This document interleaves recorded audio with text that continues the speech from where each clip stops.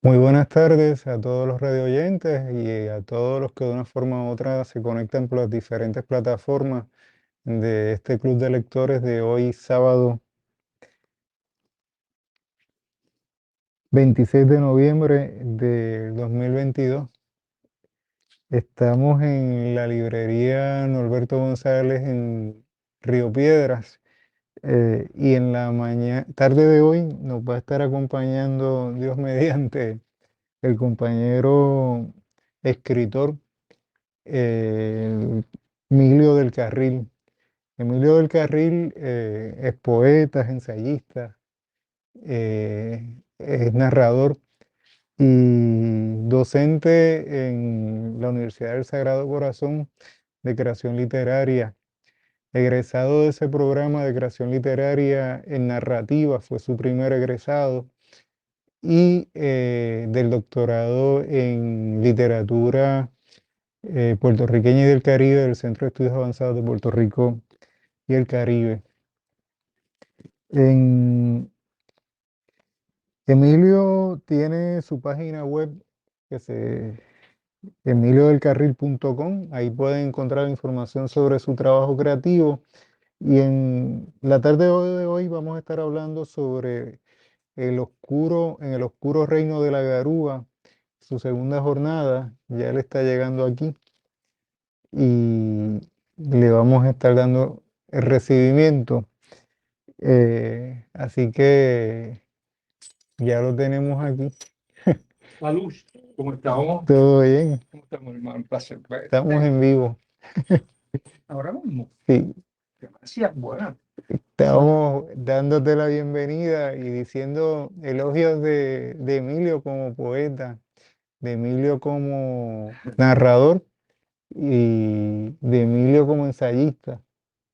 Gracias. Emilio es como decía, el primer egresado de la maestría en creación literaria en el área de narrativa de la Universidad del Sagrado Corazón y es docente precisamente dentro de ese programa. Eh, Emilio, vamos a estar hablando de un proyecto de desarrollo de algo que no necesariamente son una acumulación de cuentos breves, sino que también es un proyecto más amplio, es una novela. Es una novela, por lo menos eso es lo que intento. Primero, buenas tardes a todos y a todas. Gracias al amigo Wilkin. Yo soy fanático del también. Está entrando por una brecha que no todos los puertorriqueños quieren, que es el ensayo y la crítica literaria. Y nadie quiere hacer crítica literaria. Nadie, Así que nadie. tú eres. Mándale un saludo a toda esa gente de San Sebastián que te conoce, porque tú naciste en esa zona. Yo nací en San Sebastián de las Vegas del Pepino, en mi pueblo querido. Allí está mi familia todavía. Gente en la carretera 111, muy humilde, pero muy buena. Así Por cierto, que hace tiempo que no voy, tengo que ir a comer allá. saludos a toda la familia Soto allá y a todos los pueblanos de San Sebastián, que es un pueblo que yo también quiero mucho. Y Emilio, háblanos de esta segunda tirada, pero háblanos un poco de lo previo. En el oscuro reino de la Garúa, segunda jornada de Emilio del Carril. Sí. Pues mira, yo comencé en el 2013 con la 10ª jornada. Yo siempre me he quedado infatuado con el Decamerón de Boccaccio. Esa es en el 2013. Yo pensé que solamente iba a ser un libro y que pues morían ahí los microcuentos conmigo, pero no, empecé a hilvanar y eso fue Carlos Esteban Cana también que me dio la idea. Siempre lo reconozco, el querido poeta Carlos Esteban. Pues entonces empiezo a pensar en un macro, en una historia matriz que hilvanara los microcuentos. Pues yo tengo mis reservas con los microcuentos, déjame decirte, como teóricamente yo he decidido echarme hacia atrás y decir, ok, teoricen todos los que quieran teorizar, pero fuera de eso yo dije, pero es que los microcuentos independientes como que no me llevan a una historia que cuente lo que yo quiero contar. Entonces me imaginé una historia matriz, un hilo conductor que fuera hilvanando todos los microcuentos. Se supone que sean 10 libros, que terminaré cuando tenga 120 años. Sí, porque al paso que voy, llevo 3 solamente, hay 335 microcuentos ahí que están ensalchichados o entre dos pedazos de historias más grandes, que es esta historia del cuentacuento. Cuento. A mí se me parecen mucho las rimas y leyendas, a las mil y una noches, un A las poco mil y es una esa noches, idea, sí, ¿no? sí, Hay un poco de sí. influencia de ese tipo de Totalmente. Las imaginario. mil y una noches, el de Camerón, el Conde Lucanor y los cuentos de Chaucer, de Canterbury, Sí. En versión caribeña, en versión en puertorriqueña versión y puertorriqueña. cibernética. También porque algunos de esos cuentos yo los puse primero en internet. Yo estoy pensando en el 153 de esa segunda jornada. División de bienes demenciales. Sí. Lo único que me quedó de ti fueron 235 emoticones de besos, 17 de risas, uno de me entristece y el último de me molesta. Sí. Eso es una oración. ¿Cómo se construye un relato tan breve? Pues fíjate, el, el- el escritor de microficción tiene que tener una historia más amplia acá. Entonces, ¿qué pasa? Minimiza el, el- el total de la historia y busca una serie de, a través de técnicas, pues, sea el elipsis, el ocultamiento, ya sea la, el estar utilizando referentes, pues el lector va a completar ese lado que yo hilvané acá, pero que entonces estoy presentando en forma concentrada en el libro. Y en ese aspecto, pues ahí es todo lo que es el Internet ahora mismo para las relaciones. O sea, mucha gente se conoce por Internet. La gente está esperando que le den un like. Hay mucha gente que le gusta que le den like. Y entonces muchas personas se conocen a través de los likes y de la comunicación visual de los emoticones. Y tú sabes lo interesante de esto, que esto de los emoticones fue, es lo que en un momento eran las acotaciones de los diálogos. Pues tú decías, no te amo más, Raya, dijo Emilio con rencor en los ojos. Entonces, pues ahora, con rencor en los ojos, pues tú lo puedes sustituir por un símbolo. Sí, y yo te iba a contar algo, que es que efectivamente es un cuento que se logra hacer eso precisamente que tú le atribuyes al microcuento, es transmitir algo más, en pocas palabras, por precisamente las imágenes. Yo te iba a relacionar un poco eh, el muro de Facebook, cómo te ha venido para el desarrollo precisamente de este tipo de literatura, o digamos la cuenta de Twitter si la tienes, y cómo de una forma u otra se conectan esas otras imágenes visuales que están ahora disponibles tecnológicamente con el desarrollo de tu trabajo creativo. El amor se ha trasquilado un poquito con las redes sociales. Se suponía que con las redes sociales estuviéramos estrechando lazos, creando vínculos, y tú cada día ves a la gente más sola.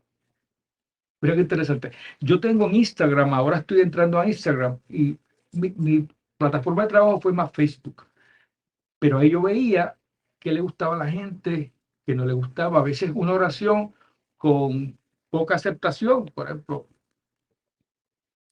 20 o 30 likes, se transformaba después, lo utilizaba de caldo de cultivo para hacer algo más extenso. Digo, más extenso de una oración más, tampoco era mucho más, pero para darle cierta forma. Y las redes sociales me ayudaron mucho en ese aspecto. Yo sí creo, mira, mis ejes narrativos, sociales y emocionales para la microficción son los siguientes. La incapacidad del ser humano de lograr mantener relaciones afectivas prolongadas. Yo vengo, Tu parte de esa premisa. Esas parto de son tus esa, premisas de trabajo. esa es una de mis premisas de trabajo. La realidad de que convivimos con la maldad. y que tú no sabes quién es el Somos que malos por malvado. naturaleza. Sí, nosotros tenemos algo malo, sobre todo cuando tenemos poder, porque cuando tú estás de subordinado, mantienes como que un aura de ser bueno, pero cuando estés en el poder, ahí se sabe quién tú eres realmente. Por eso es que estamos de alguna forma como estado, porque mucha gente que creíamos en ellos suben al poder y se transforman. Bueno, tenemos que dar un anuncio. Así que los libros hoy He soñado conmigo y en el reino de la Garúa del editor Emilio del Carril se encuentran disponibles en Amazon, la librería Norberto González, Casa Norberto y la librería Mágica. Emilio, eres profesor de historia, del cuento, de relatos, de novela. Y sin embargo, tu área de concentración ha estado en el cuento y el cuento breve. Eh, ¿cómo ser todo eso otro, enseñar sobre todo eso otro y construir este proyecto que tienes de hacer a través de microcuentos una novela? Pues obviamente siempre hay una atracción de los, de los escritores hacia la novela, un género extenso. ¿Por qué? Desde los orígenes de la antigua Grecia hemos extraído la poesía épica, que se cree por algunos teóricos que fue evolucionando hasta lo que es la novela actual. Pues entonces, cuando tú estás viendo eso, pues la gente ha visualizado los géneros largos como, wow, esto es lo que tengo que hacer. Tengo que hacer el Quijote, tengo que hacer a Madame Bovary, Papa Goriot, del siglo XIX y de la novela burguesa francesa. Pues entonces, de momento, llegamos a un siglo XX y vemos que la gente, como la mitad del siglo XX, empieza a sentir esa atracción por los géneros más cortos. Y ha sido bien tedioso lograr que tenga la aceptación de la crítica Mire, más que cualquier cosa, porque por alguna razón la gente los ve como lindos, graciosos, pero poco literarios. Ese es el problema. en el caso de la novela se habla también del tiempo, de ocio que se tiene que tener, que tienen que Ujú. tener los escritores. Eh, y tú estás hablando de que en este periodo del 50 para acá, 60, 70, es cuando se empieza a desarrollar ese interés por el microrrelato. ¿A qué se lo atribuirías? Sí, fíjate, yo creo que fue los primeros atrevimientos, porque ya teníamos a Cortázar, a Borges, a Leopoldo Lugones, a Rubén Darío, que habían jugado con esos géneros más cortos. Lo que pasa es que, como te estoy diciendo, la atracción por la extensión hizo que la gente, pues, enmascarara, lo metiera dentro quizás de otros textos, hiciera que textos más extensos, pues metían los microcuentos ahí como situaciones. Y en los 50 se comienza a separar una mitosis, se empieza a hacer una mitosis del otro género, y decir, espérate, no, estos microcuentos pueden convivir solos en un libro con otros microcuentos. Y de ahí sale, por ejemplo, un libro que es La oveja negra y otras fábulas de Augusto Monterroso, que causa cierta sensación porque hubo algunos grandes escritores de la época que les fascinó el concepto, ya estaban ellos establecidos, avalan el proceso y comienza como una montaña, como una bola de nieve en una montaña alta, empieza a hacerse como que cada vez más fuerte. Analia Vega ha tratado el microcuento, Pedro Juan Soto trabajó los géneros más breves. Eh, José Luis González también. ¿Qué pasa con esto? Que eran unos textos breves, pero no era todo el libro. Cuando empiezan a surgir, posiblemente a finales de los 90, surgen unos cuentos que la gente dice, wow, C.J. García, por ejemplo, Breves para Bibliófilos. Eso fue un libro bien, yo dije, wow, mira qué chévere lo que él está haciendo. No sé si has tenido acceso a él, es un libro No, bastante interesante, a mí me gusta mucho. Después Juan Carlos Rueda, en el 2005, gana el premio de Pen Club, un libro de Gary Morales, que es de microcuentos. Al mismo tiempo, el sótano estaba trabajando una antología de lo breve que incluía poesía y que incluía narrativa. sí. Ha seguido eso como que, y después pues, hasta lo que tenemos ahora, donde mucha gente piensa, que yo los leo en internet, los apoyo, ¿verdad? Pero que cualquier pensamiento es un microcuento.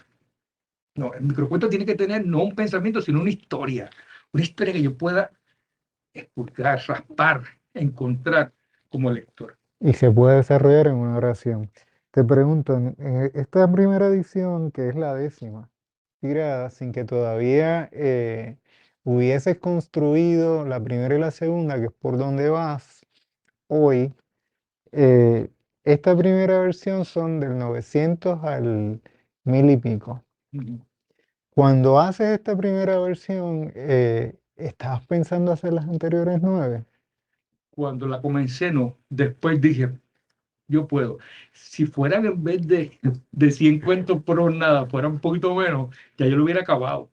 Pero como son 100, me puse esa meta de que sean 100. Por eso es que comenzamos por el 901, porque el propósito es que haya los demás, la primera jornada es del 1 al 100, la segunda del 101 al 200.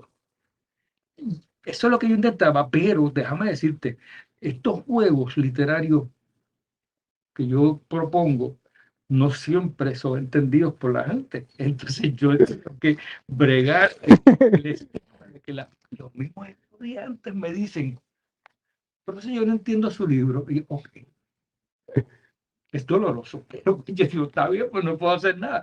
Pues claro, porque si tiene gente que no sabe quién es Madame Bovary, y yo tengo un cuento, el Que no tienen referente que tiene. referentes.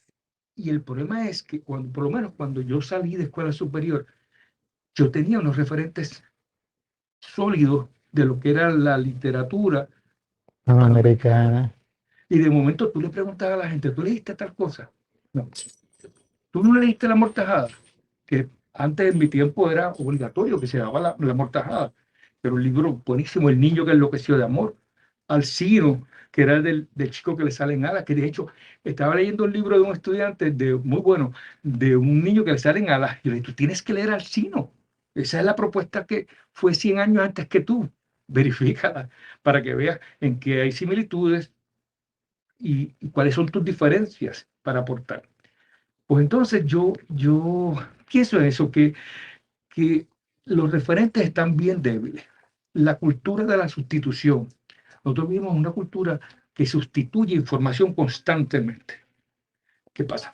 Tú estás en Internet, tienes a 200 personas que quieren tener notoriedad en la literatura, todos bombardeando contenido de todo tipo. El contenido, porque ahora muchos de los autores están creando la imagen del glamour de los cantantes, de otros artistas.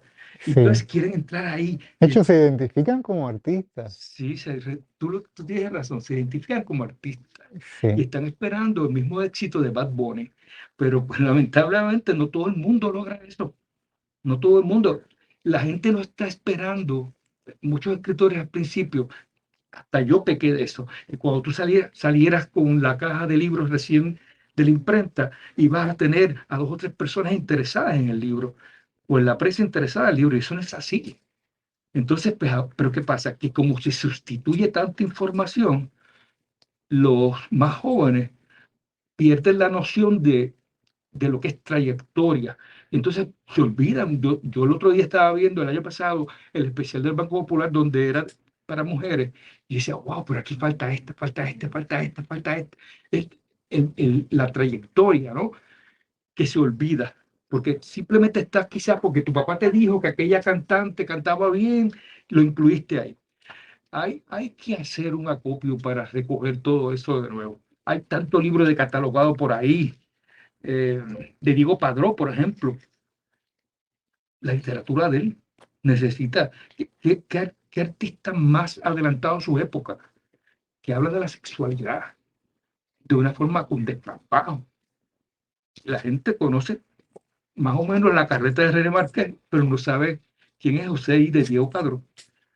Que es de esa zona de San Sebastián también, ¿no? Yo no recuerdo de dónde era. Sí, tiene orígenes en esa zona. Ah, de verdad. Sí, o Moca o San Sebastián. Mira, de la primera versión, que es la décima, en el Reino de la Garúa, décima jornada, eh, del 2013, el 929, también es un cuento de una sola oración, prosopopeya. La primera piedra se sintió aliviada de que nadie se atreviera a lanzarla. Sí. En 2013 todavía no habías visto eh, el 1 de mayo del 2017. Recordarás, ¿no? Aquel banco donde está la estatua de Billy Carrión, que queda al lado de la Ponce de León, Ajá. que empezaron a caer unas piedras del cielo, ¿no? Pues este cuento es como si para mí es un presagio, ¿no? De lo que podría ocurrir. Y el 928 se titula Calendario Subversivo. En el ático había, entre varias otras piezas prodigiosas, un calendario que no permitía que le desprendieran las hojas. Fue subastado por una suma considerable. Lo adquirió una célebre actriz de ojos violetas que no quería envejecer. Una tarde se le cayeron de golpe todas las hojas al calendario. En ese instante la famosa mujer dejó de respirar. Ahí hay una metáfora escondida. De la gente que intenta aguantar la juventud, de no adaptarse al cambio evolutivo que tenemos de envejecer. Tengo el referente, obviamente, de Elizabeth Taylor, que era la mujer de los ojos violetas, que yo me acuerdo cada vez que ella sale con un nuevo marido, dice, ya este va a ser el último, pero ella me sorprendía y aparecía otro. Aparecía otro. Sí. Entonces, básicamente, es como nosotros queremos luchar contra el tiempo y evitar, porque nosotros no... Hay dos cosas que somos adictos a la belleza. Al ser humano le gusta la belleza, la cuestión física, pero también somos fóbicos a la vejez. Entonces, ¿qué pasa? Tú ves a los más jóvenes que establecen esto, ah, que está viejo, ah, no, que está vieja, ah, que ese viejo que hace guiando. Y después te vas a dar cuenta que un día, cuando menos te lo esperas, vas a estar en esa posición de esa persona de la tercera edad. Ese paso del tiempo, esa evolución con el tiempo, muchas veces la gente no lo quiere aceptar. Y esa lucha empieza desde joven. Mira, yo me recuerdo el otro día, un estudiante cumplía 30 años. Me dijo, me siento tan mal, ya me siento viejo. Yo, ya te sientes viejo. Pues imagínate. Que son 10 años en el paso todavía de una transición, curiosamente, 2013-2022, es una transición insospechada, yo diría, el desarrollo de la tecnología en estos 10 años, el acceso a las comunicaciones, que hace tantas cosas viables como que estemos aquí y no estemos, porque estamos prácticamente transmitiendo en diferentes medios a la vez. Se permanece porque de una forma u otra la información se queda disponible y accesible. eh, y nada, ese muchacho debe haber vivido en estos 10 años, ¿no? Lo que no vivió quizás en los 20 anteriores. Puede ser. Yo pienso que también los, los TA, 30, 40, 50, 60, es cuando comienza la década, es un poco enfrentarte a la realidad. Yo recuerdo cuando cumplí hace unos años, 60, 70 años, en el día después, a la semana después, yo dije, adiós, estoy vivo. Yo dije, mira, no me voy a morir. No, no envejecí de golpe, ya había envejecido poco a poco. Así que no tienes que preocupar por envejecer de golpe. Y me encontré con eso y dije, bueno, pues todavía hay que aportar, todavía hay que dar. Y el mismo espacio que pide la juventud para ubicarse dentro de nuestro entorno social y económico, piden los adultos de la tercera edad que todavía pueden producir y que pueden seguir aportando. Entonces, hay que hacer un balance para los dos. Bueno, mira, vamos a un anuncio de Rebeldes y Perseguidos de José Enrique Lavoe Gómez. Es el libro del momento, ya que estudia cómo los grupos religiosos en Puerto Rico siempre han luchado a favor del cambio social y político. A través de este libro se observa los discursos y pastoral encarnado en la teología de la liberación de católicos y protestantes en Puerto Rico desde 1980 hasta la paz de Vieques. Además, se estudia cómo estos hombres y mujeres que profesaron un evangelio radical fueron perseguidos tanto por el Estado como por sus congregaciones religiosas. Los invitamos a adquirir la última publicación de la escritora Rosario Méndez Panedas titulada Avelina, un nombre con historia, un cuento dirigido a niñas y niños de 8 años en adelante sobre una esclavizada sangermeña que participó en el Grito del Are. Disponibles en la librería Laberinto, Norberto González, Editorial EDP University y en Amazon. Damos también gracias al donativo de la escritora Mari Ramos Rosado. Así que Bueno, tenemos un donativo de Mari. ese es Pepa Le Boy, la voy. No, Ese, ese es cuentista ok, sí, ese y es de muy bueno. micro relatos. Te iba a preguntar, ¿trabajas también ese tema del envejecimiento? Sí, sí, esto es un tema que me gusta mucho y de hecho hay que hacer una nueva literatura para de la tercera edad donde la gente se Sí. pueda enamorar, que no es que esté en un asilo con Alzheimer. O sea, queremos ver la posibilidad de que en esta sociedad donde nuestros adultos mayores están sobrepasando los 75 años, haya espacio para soñar, para tener ilusiones, para enamorarse. Hay un cuento que es el 152 de esta segunda jornada. Se titula Eutanasia, que no tiene nada que ver necesariamente con el título. ¿Cómo trabaja la relación entre contenido y título y cómo también pues, romper con la noción de que el título de una forma u otra marca los contenidos? Si lo leen, me acuerdo, pero sí. Eutanasia. Acepto con dolor que no podía hacer más de lo que había hecho por él. Se acercó, lo sombreó de azul y le dio a la tecla de delete. Aquel cuento ya no sería una pesadilla para él. Sí, eso era como, o sea, que la eutanasia es la muerte por compasión, pues, y sería la muerte para evitar que tengas muchas críticas en la vida. Hay cuentos que no te salen, que tú le buscas la vuelta y no te salen. De verdad que nunca yo he logrado terminarlo.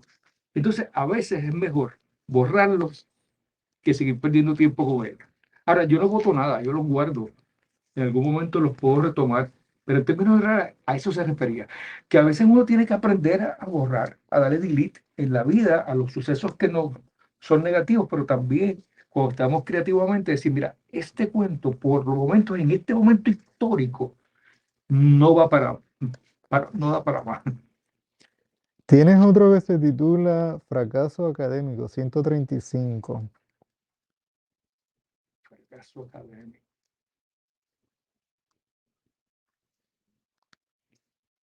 Un poco largo. Fracaso académico. Faltan 5 minutos para entregar el cuento erótico que la profesora nos asignó hace 2 semanas. Juro que he intentado redactar algo que sea aceptable, pero no me sale nada. De verdad que no puedo crear una escena en la que los amantes se encuentren, se desvistan con furia mezclada con desesperación, se muerdan las orejas, intercambien saliva, suspiros, gemidos. Definitivamente no tengo los recursos para describir cómo él le hurga los adentros y cómo ella gime con inusitada rabia.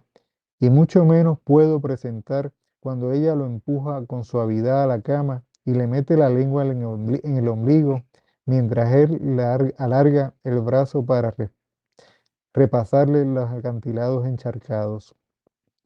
Me aterra pensar cómo puedo traducir en palabras cuando ella se le instala en la entrepierna para dominarle, como si fuera un cachorro. A veces hay que reconocer nuestras limitaciones. Debo aceptar que esta maestría en literatura erótica no es para mí. Es triste, pero tendré que darme de baja. Tú no lo vas a creer. Aunque tú lo creas, yo he tenido estudiantes. Dice, profesor, a mí no me sale lo erótico, o no me sale el terror, o no me sale lo jocoso. Y cuando te leen, tú dices, porque está bestial, está excelente lo que tú hiciste. Y entonces ese fracaso es esta imposibilidad nuestra de ponernos trabas, decir, no me sale, no me sale. Y aunque te haya salido, tú sigues diciendo, no me sale. ¿Será que no nos atrevemos quizás a escribir No, claro. sobre un suceso que nosotros mentalmente hemos bloqueado que no se hace público, ¿no? Hemos internalizado no hacerlo público. Tú hablas del erotismo, de la sexualidad, de Sí, la cópula. Definitivamente nosotros, bueno, yo estaba pensando ahora que tú estás leyendo eso, que yo estaba casi sonrojándome. Yo dije, Dios, yo escribí eso. Y entonces yo que trabajo el erotismo y me gusta trabajar el erotismo, pero no me gusta, por ejemplo, leer, escuchar lo que yo escribí. Pues debe haber algún resabio, algún prejuicio acá dentro de mi cabeza. La sexualidad en Puerto Rico la ha trabajado muy bien el, toda la comunidad literaria LGBT, literatura queer, ha sido muy bien trabajada a nivel del erotismo. También tenemos Mayra Montero, trabajó erotismo en otras décadas, el mismo de Diego Padró, pero por ejemplo, como que la gente, si la literatura es la mímesis de la vida, ¿por qué excluir la sexualidad? yo creo que nosotros hemos estado expuestos a imágenes hoy, los pasados 15, 20 años, y en el desarrollo de la literatura previa, quizás no se estuvo tan expuesto a ese tipo de imagen, digo pornografía. Y estoy pensando porque, por ejemplo, en España uno se encontraba en las esquinas, en unas tiendas de venta de dulces, que uno llamaría dulcería, pero dentro de ese mismo espacio te vendían pornografía, revistas a montón. Y ahí llegaban los niños que iban camino a la escuela y pedían un helado y uno compraba el helado y está toda la pornografía y uno veía todo ese montón de imágenes. Esa exposición como que nosotros no la tuvimos en Puerto Rico. Allá en San Sebastián no me la imagino. No, En Isabela menos. Tampoco la vi en Río Piedra. O sea, en el Río Piedras del 98, 95, 94, 99, yo no vi eso tampoco. Así que, ¿dónde lo podríamos haber visto? Pues, no sé, eh, no era público. no, no era público, pero era otro momento histórico bien interesante. La sexualidad se trabajaba en locales. Por ejemplo, todos conocíamos aquel prostíbulo que está acá. Allá en San Sebastián había unos En las montañas, ¿no? había en un suburbio del pueblo, Talingrado, Tablestía de Talingrado. Había unos bares ahí donde las chicas iban a tomar y entonces los caballeros iban a buscar chicas. Y entonces había cines pornográficos, ya no hay cines pornográficos, la gente hace streaming en su casa. Sí. Era otro tipo de acercamiento. Había muchos modelos en la zona de Raimi. Mucho, mucho, mucho. Sí. Yo recuerdo esos moteles. Yo estudié en la base y viví en la base también. Así que yo, sí, sí, era otro momento histórico. También todavía esta, eh, este destape que ha habido de la sexualidad, sobre todo, y tengo que decirlo con Bad Bunny, porque Bad Bunny ha traído la hipersexualidad a través de sus canciones. Y entonces la gente pues, puede escuchar, hablar de terminología y de palabras que jamás nosotros hubiésemos pensado que se iban a poner en la radio, jamás, En la ni en televisión. la televisión, Sí. tampoco. Y llegamos a un momento de hipersexualidad.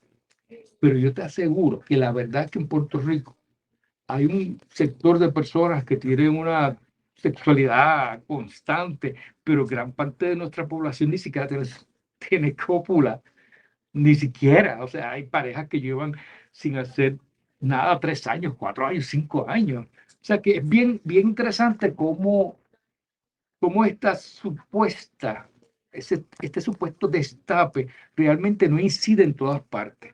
Ese es el problema de nosotros, que a veces creemos que eh, todo un país es los centros urbanos de avanzada. Y no, el país tiene otro, hay que promediarlo, porque nosotros como país somos sumamente conservadores Sí. y seguimos siendo conservadores. Y yo creo que un poco ese dato que traías con ese cuento, ¿no? De la limitación para quizás imaginar una aventura sexual por parte de un estudiante que tiene el taller de hacer un cuento sobre el tema, eh, pues refleja esa conducta de país conservador. Pero pues nada, de una forma u otra, el acceso hoy, visual por lo menos, a las imágenes está, eh, que no es como antes, por lo menos. Pero mira, estimado Willy, en mi infancia, en mi juventud, yo recuerdo a los pastores de la iglesia adventista Hoy es sábado, vamos. hermano, hablar mal del show de Chacón, hermano. Aquí yo espero que ninguno de ustedes esté viendo eso. Y te decían que no vieras. Y mi abuelo viéndolo. Y tu abuelo viendo, y papi viéndolo, y nosotros viéndolo. O sea, más o menos. Y ya tú ves, no pasó nada. Eso no Ah. fue. Mira, hay un cuento que se titula Ateos. El avión se estremeció varias veces, la tripulación estaba aterrada, las máscaras de oxígeno bajaron, los gritos me dejaban sordo. Los compartimientos se abrieron y de ellos cayó una cascada de equipaje. Muchos rezaban, instintivamente me puse a hacerlo. Pero antes del fin, cuando estábamos entregados a lo inminente, el piloto logró estabilizar la nave, la gente aplaudió. Casi todos daban gracias a Dios, prometieron mejorar sus vidas, ser buenas personas, amar al prójimo. Me percaté de que tenía en la mano un rosario que no era mío, porque juro que jamás tendría uno. En el despelote de la situación, se lo había quitado a la anciana que estaba a mi lado. Con vergüenza intenté devolvérselo. Ella amablemente me lo regaló con una sonrisa, pero yo se lo devolví también con una sonrisa, mientras le decía gracias, pero no creo en Dios. Ella aliviada me dijo, yo tampoco, pero colecciono rosarios. Que yo conozca gente que colecciona rosarios y que son también medio ateos. Es bien interesante ese aspecto de cuando creemos, sobre todo cuando estamos exponiéndonos a la muerte. Entonces, de alguna forma surgen nuevas fuerzas de fe dentro de nosotros. Al Señor, ayúdame. Mira, vamos a unos anuncios más. El libro Los infortunios de Fátima Moris, de la autora María Zamparelli, se encuentra disponible en la librería mágica Norberto González, en la librería Laberinto, la casita Books and Gift en Aguadilla y la librería El Candil en Ponce, o con la escritora María Zamparelli al 787-360-6106, la cual lo enviará autografiado. Wilber López Moreno, abogado de casos de quiebra, puede contactarlo al 787-390-0584. Visite su página Consejo de Quiebra Puerto Rico en Facebook. Gracias a las gasolineras Shell Roosevelt por apoyar el post antillano. El libro Algunos de mis ensayos preferidos, 1979-2021, del autor Julio Muriente Pérez, editado por Publicaciones Gaviota, se encuentra disponible en la librería Norberto González y otras librerías de la isla. Qué bueno. Háblanos un poco de tu relación con la literatura, tu formación de joven cristiano, de joven que crece en Puerto Rico, eh, que de una forma u otra tiene un acceso cultural al drama, a la canción, y cómo dentro de tu formación hoy como escritor eso te ha ayudado. Totalmente.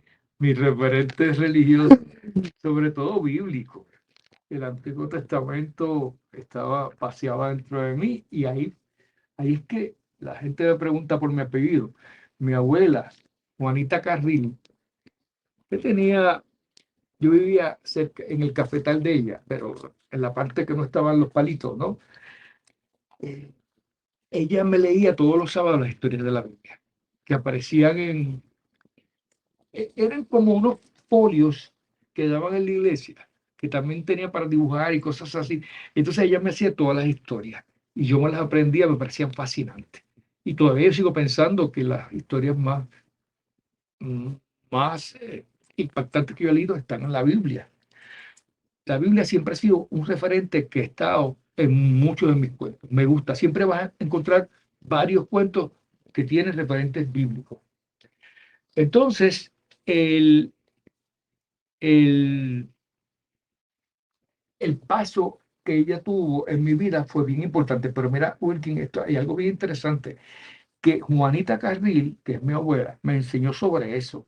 Pero Juanita Acevedo, una vecina adorable que tenía como 90 años cuando yo tenía 5, me enseñó y me hizo los cuentos de las brujas de San Sebastián.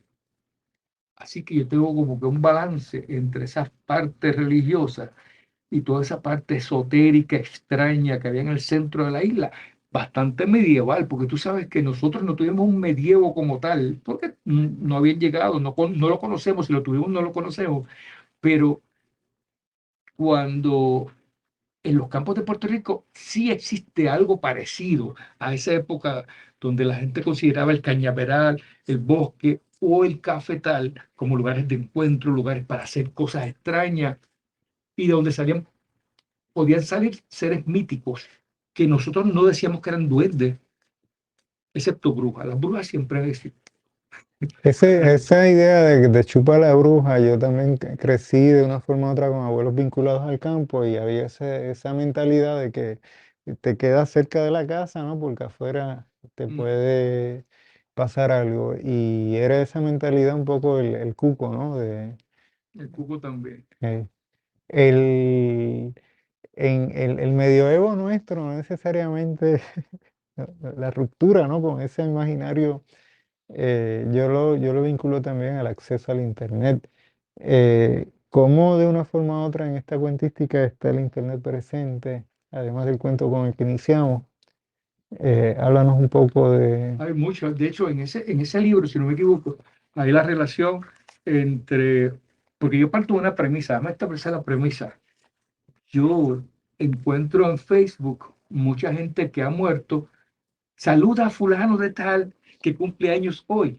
Y yo sé, pero está muerto. Entonces, ¿qué hace este perfil todavía en Internet? Siempre me ha llamado la atención.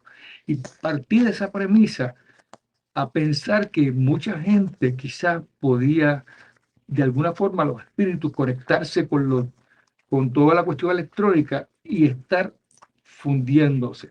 Y hay un cuento ahí de una relación entre una mujer y una persona que se está comunicando con ella por internet, pero que está muerto. Y ella no lo cree. Entonces, esa parte de todas las posibilidades mm, que pueden ser aterrorizantes del internet. Exacto, desde ultra internet, que es bastante largo. Pero tú sabes algo, que cuando yo veo eso, yo, yo no sé si acá si lo has escuchado. Hay una película de las películas con menos presupuesto que hay, que es, mira esto, de una reunión de Medium a través de Zoom. Y en ese momento entra un ente diabólico a Zoom. O sea, que hay que empezar a extrapolar los escenarios que hubo en algún momento para unirlo a lo que más le podemos tener miedo, porque tú antes le podías tener miedo a los zombies, tú decías, no, pero yo me escondo aquí. Pero ¿qué vas a hacer si tú estás pegado al celular todo el tiempo? ¿Qué va a pasar entonces si en el celular es que entra algo diabólico? Sí, te iba a preguntar, de esta versión, las imágenes son de Amado Martínez, Lebrón. Háblanos de cómo construyes, ¿no? Y cómo él construye. ¿Cómo Sí. construyes tú tus cuentos y cómo él construye su imaginario con tus cuentos? Y esa relación con Amado, ¿de dónde surgió? Bueno, Amado, yo lo conozco en internet. Eh, Sí, él vive en un lugar que tengo gente que conozco. Y entonces yo fui viendo, él tiene una galería, una pequeña galería de sus obras, y me gustó mucho, mucho lo que él hacía, mucho.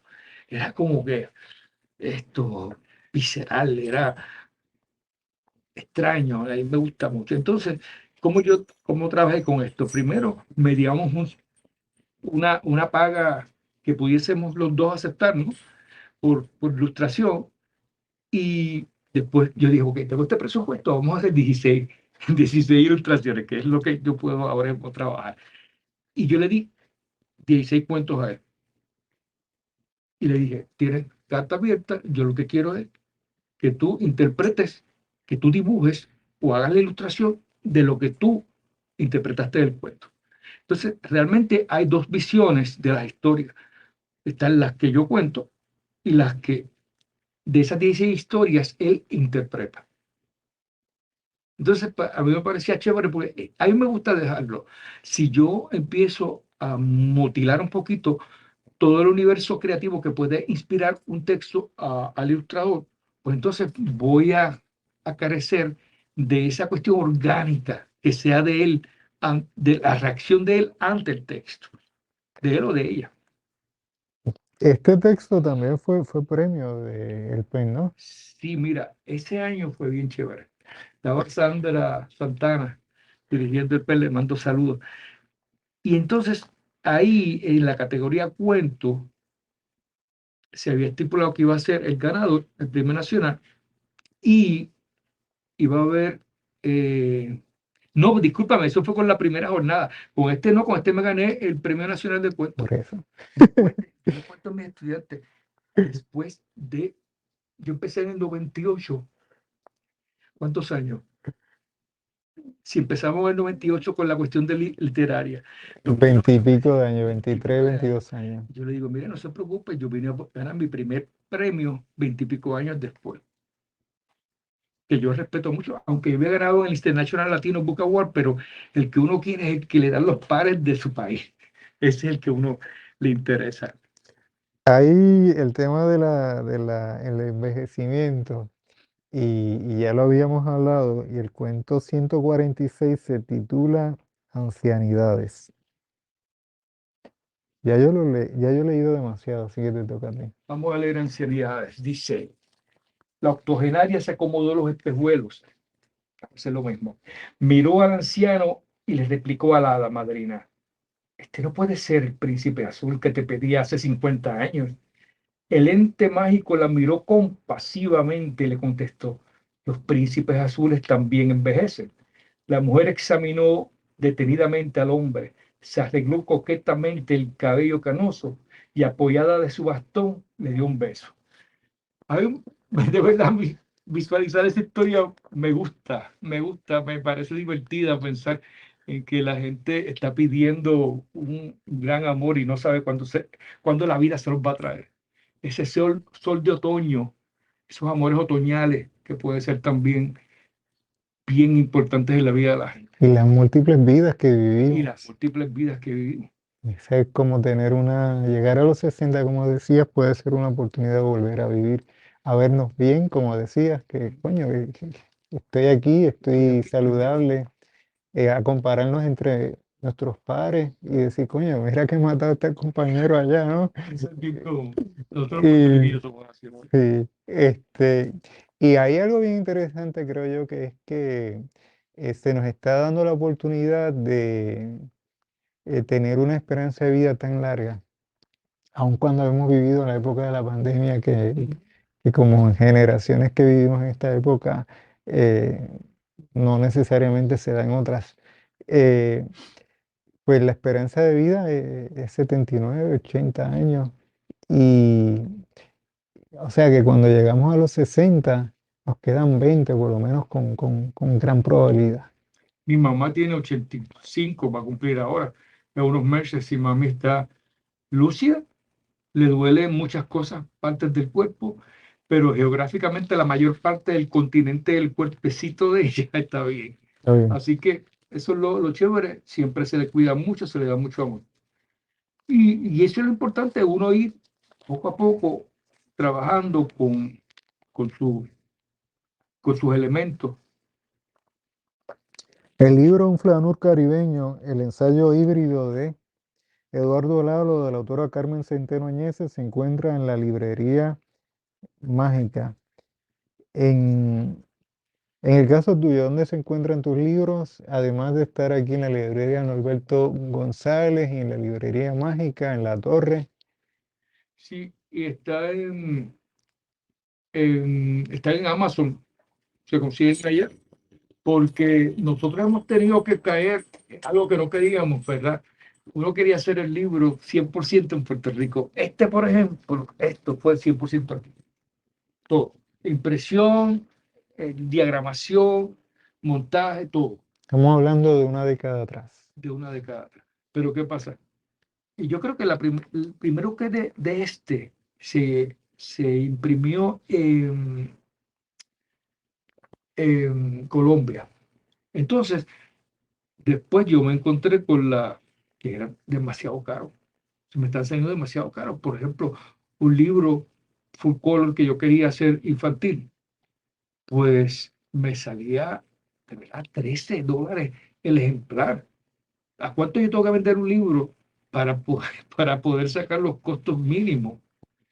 Y entonces he tenido que verme obligado a recurrir a plataformas de, como Amazon para la impresión de los libros. No tengo que almacenarlos en mi casa. Es una ventaja. Te piden cuando sea necesario. Y se entra también en cadenas de distribución internacional, Se se podría, está en diferentes bases no disponibles, en otras librerías en línea que de una forma u otra entras a ese otro mercado por vía de Amazon. exacto. Sí. Te iba a preguntar sobre cómo vas en el proyecto de contarnos el 300, el 400. ¿Cómo va ese proyecto? Tengo los cuentos. Lo que pasa es que en eso ocurre la pandemia y tengo como 10 cuentos de la pandemia y ahora en vez del oscuro reino de la garúa va a ser en el pandémico reino de la garúa. De la Garúa. Y este también tiene bastante de María y ahora quiero incluirlo de la pandemia. Hablaste del medioevo, San Sebastián, las brujas, háblanos de qué tiene que ver la Garúa con todo ese imaginario. La garúa viene de una canción, de un tango que me gustó mucho y entonces menciona la garúa y yo cuando escuché definiéndose la garúa, dije, wow, qué cosa tan chévere. Esta llovizna, este mist, este rocío. Y entonces en ese momento yo comparé los microcuentos con eso, con un rocío. Y silbanó dentro del cuento. No, tú nunca has ido a Lima por casualidad. No, Ok. Ahí la garúa es una cosa espectacular. Ir a Lima y pasear debajo de la garúa. Tú ves, es como, no son copos de nieve, pero esa humedad bien bonita que baila hacia ese viento, pues, y en Lima, yo presenté el libro de la garúa, conocí un grupo de microficcionistas, ahí conocí a Beto Benza, que tenía una pequeña editorial de microcuentistas. Publiqué con ellos, ya iban ok, por 100 cuando yo los conocí iban por 5 libros nada más. ok. Y de ahí ha hecho un boom la microficción. Claro, yo tenía desde el 2007 un pequeño foro en Ciudad Seba que era de mini cuentos, que ahí fue la primera vez que yo veo algo de mini cuentos, por lo menos yo, en internet. Cuando hiciste, bueno, ya tenemos que ir cerrando, así que muy buenas tardes a todos y gracias por estar aquí. Gracias, gracias. No, no tenemos que ir cerrando. Hemos cerrado ya. Básicamente me dice Siaka. Saludos a Siaka siempre. Gracias por la invitación. Siempre es muy querido. Gracias por permitirme estar aquí contigo, conversar contigo. Gracias a Daniel Nina, al Pues Antillano, a Radio Raíces, a todos los que de una forma u otra hacen posible esta transmisión por los diferentes medios. Muy buenas tardes a todos y nos vemos el próximo sábado en otro programa más.